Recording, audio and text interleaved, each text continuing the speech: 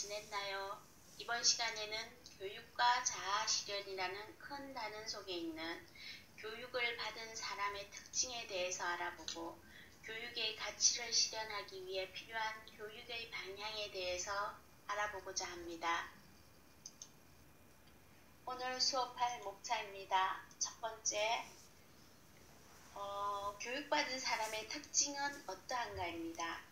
누구에게나 교육을 통해 형성하고자 하는 이상적인 인간상이 있을 겁니다. 이것을 바로 교육적 인간상이라고 합니다. 또한 이상적인 조건에서 완벽하게 교육이 이루어졌을 때 기대되는 인간의 특징을 교육적 인간상이라고도 할 수 있을 겁니다. 이는 현재에도 있고 미래에도 있을 것이고 과거에도 있었을 것이고 각 나라마다 있었을 것이고 각각 다르게 존재했을 것입니다.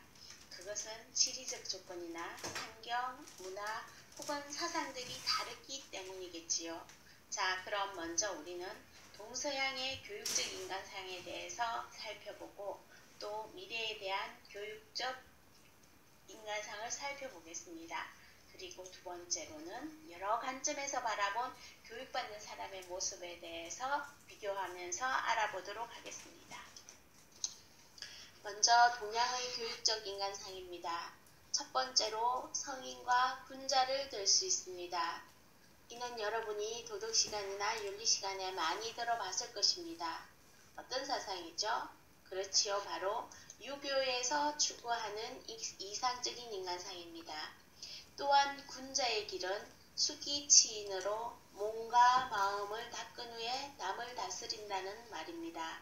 그리고 군자가 갖추어야 할 덕목은 인지용으로 어질고 지식과 용기를 나타내고 있습니다.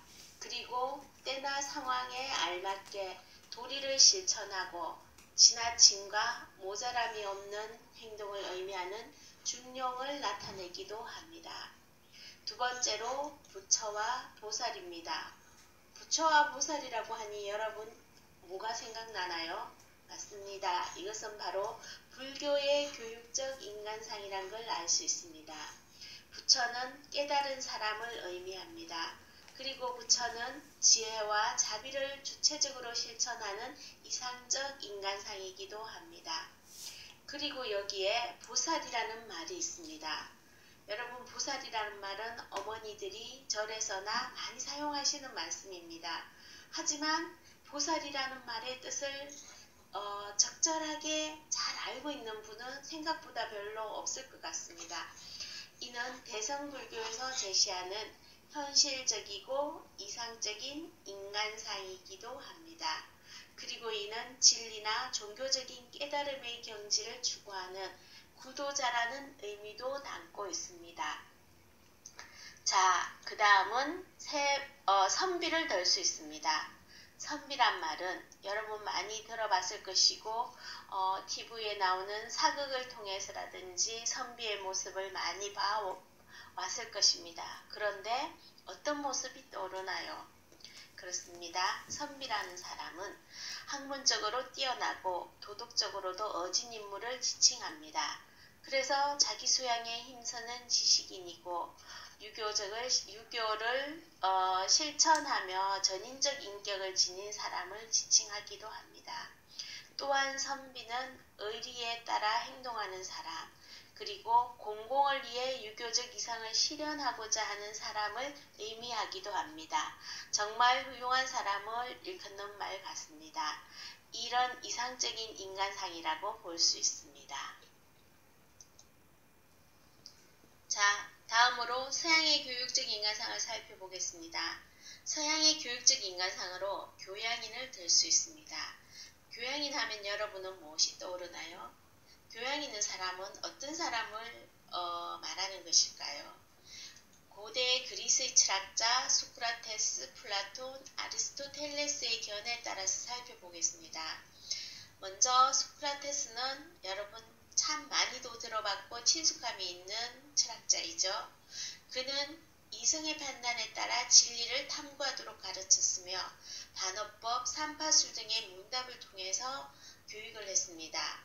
여기서 반어법과 삼파술의 의미를 간략하게 설명해보면 삼파술은 말 말 그대로 아이를 낳을 때 산파가 아이를 받고 산모를 도와준다는 뜻으로서 다른 말로 교사가 학생의 무지를 깨우치게 한 후에 여기서 반어법이 적용되는 것이죠.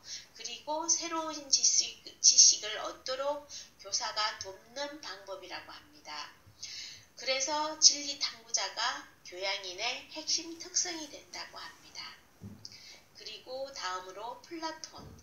플라톤은 소크라테스의 제자이며 그 또한 이성개발을 위한 교양교육을 강조했습니다. 그리고 정의로운 사회 건설을 위해 각 계층이 각자의 소임을 다해야 한다고 보았습니다. 그리고 플라톤은 정의 추구자라고 특성을 살펴볼 수 있습니다. 마지막으로 아리스토텔레스가 있습니다. 그 또한 이성중심 교육을 강조하였고 그리고 시민이 유득하고 행복한 삶을 살게 하는 것이 교육의 목적이라고 주장하였으며 더불어서 중용의 덕을 강조했습니다. 따라서 아리스토텔레스는 올바른 시민이 교양인의 핵심 특성이라고 말할 수 있습니다. 자, 다음은 신사를 들 수 있습니다.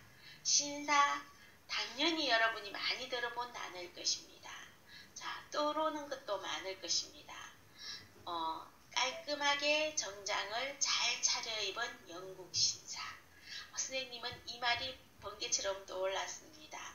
자, 이는 존 로크가 제시한 신사교육에서 찾아볼 수 있습니다. 여기서 신사라는 말은 신체적으로 건강하고 도덕적으로 인격을 갖추었으며 풍부한 경험을 통해 지혜와 품위 있는 행실, 학식을 겸비한 인물을 뜻한다고 합니다. 마지막으로 신앙인을 들 수 있습니다.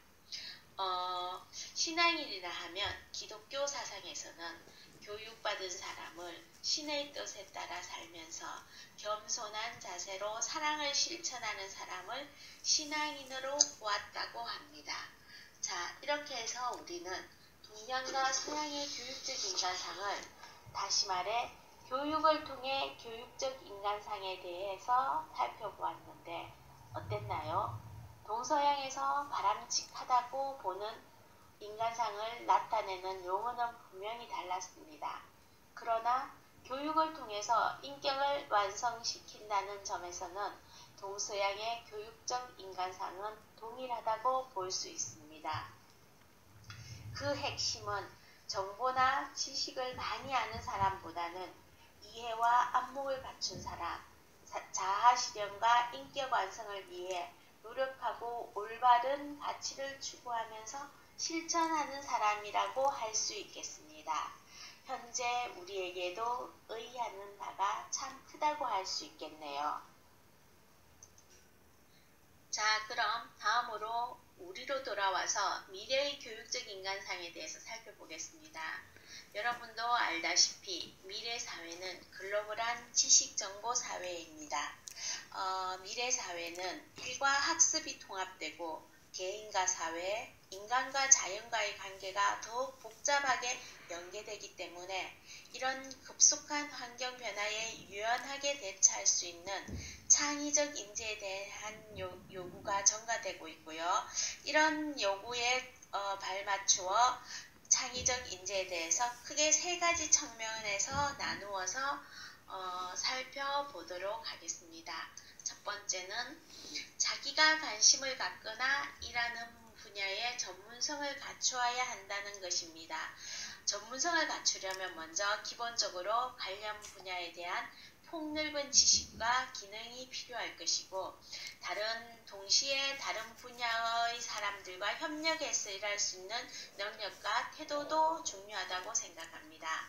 둘째, 앞에서도 말한 바와 같이 미래 사회에서 요구되는 핵심 역량을 갖추어야 하는 것입니다. 즉 다른 말로 창의력, 비판적 사고력, 창의적 문제 해결 능력, 의사소통 능력, 시민의식, 사회적 책임감 등이 특히 중요하고 또 갖추어야 할 것들입니다. 자, 세 번째, 사회가 복잡해질수록 단순 지식의 습득이나 활용보다는 인성이 중요해진다는 것입니다. 그래서 공감 능력이나 호기심, 다양성에 대한 포용력, 모호성을 견디는 인내심, 실패를 두려워하지 않는 도전정신, 이런 것들을 들 수 있겠습니다. 자, 그럼 이러한 여러 역량과 관계있는 인간상은 어떤 모습일까요? 두 가지로 제시해 보겠습니다. 첫 번째, 창발적인 인간상입니다. 창발성, 여러분 조금은 생소하죠? 이는 창의성과 비슷한 말입니다. 이전에 없던 것을 새롭게 출현시키는 것을 의미합니다. 그래서 창발적인 인간이란 기존에 있는 것을 섭득 활용하는 것만이 아니라 새로운 시각으로 접근하여 새로운 것을 창출하는 능력을 지닌 창의적인 사람을 의미합니다. 좀 더 구체적으로 보면 주어진 환경에 안주하지 않고 더 나은 생각과 응용을 통하여 새로운 가치의 개발을 일상화하는 사람을 말합니다. 자신에게 주어진 일만 하거나 혹은 성공을 위해 일하는 것이 아니라 인생을 즐기고 다른 사람과 함께하면서 좀 더 나은 사회를 위해 기여하는 사람이라고 볼 수 있습니다. 여러분 어땠나요? 먼 나라, 다른 나라 얘기 같나요? 하지만 여러분도 분명 창발성을 충분히 발휘할 수 있습니다. 무조건 훌륭한 사람이 특정 시간 혹은 특정 장소를 만나야지만 발휘되는 것은 아닙니다. 일상을 살아가면서 각자의 자리에서 얼마든지 창발성을 발휘할 수 있답니다. 그러니 여러분도 당연 가능한 일이겠지요. 자, 두 번째로는 융합형 인간상입니다. 융합형 인재. 여러분 앞서 학교 교육에서 추구하는 인간상에서 배웠습니다. 여러분 미래 사회는 현재의 산업이나 직업 분야가 급변하게 해체되고 통합될 것입니다.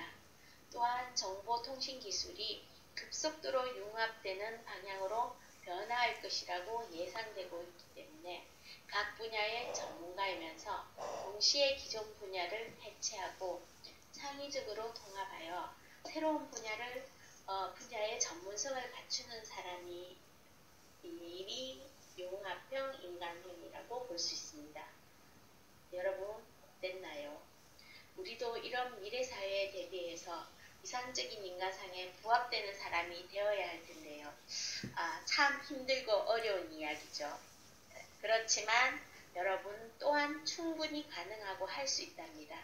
지금 여러분이 관심을 갖고 있는 분야에 집중하고 그 자리에서 최선을 다한다면 충분히 앞서 말한 인간상, 창발적인 인간상, 융합형 인간상에 부합할 수 있을 것입니다. 여러분은 여러분 자신이 훌륭하고 소중한 존재라는 걸 잊지 말았으면 합니다. 여러분 오늘도 따분한 교육학 수업하느라 고생했습니다. 세련되지 못하고 버벅거리는 선생님 강의 듣느라고도 고생했고요. 자, 이어서 이 슬라이드가 지나고 나면 해결책의 노래라는 영상이 나올 것입니다. 이 영상을 보면 여러분이 많은 생각을 할 수 있을 것입니다. 이렇게 힘들어하면서까지 왜 우리가 이런 공부를 해야 할까? 하지만 정답도 해결책도 어쩌면 여러분의 몫입니다. 피할 수 없으면 즐기라는 말처럼 여러분의 자리에서 최선의 방법이 무엇인지 생각해보는 시간이 되었습니다. 또 영상 속에서 지난 시간에 배운 루소의 에미를 복습한다는 의미도 되고요. 그 다음에 루소가 만든 목가적인 멜로디를 들으면서 해결책의 노래 꼭 들어보시기 바랍니다.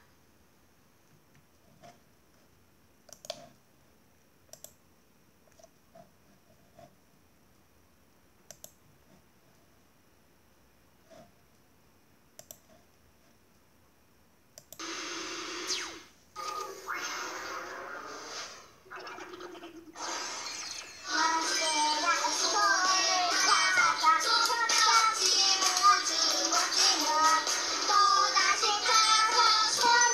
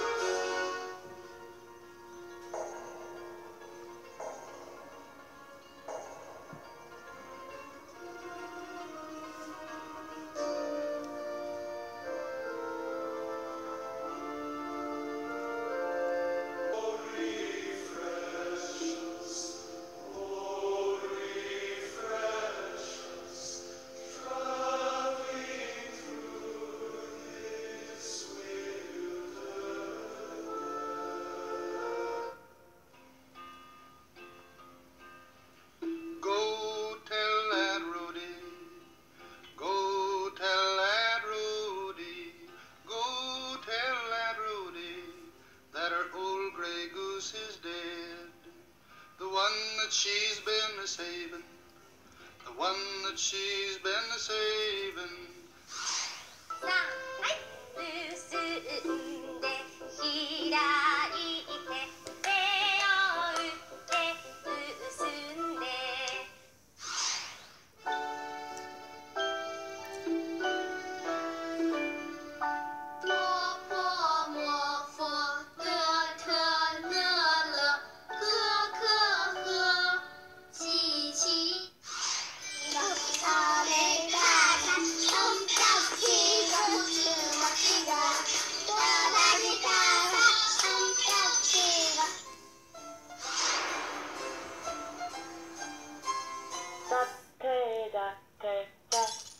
자퇴 성적은 F자퇴합시다.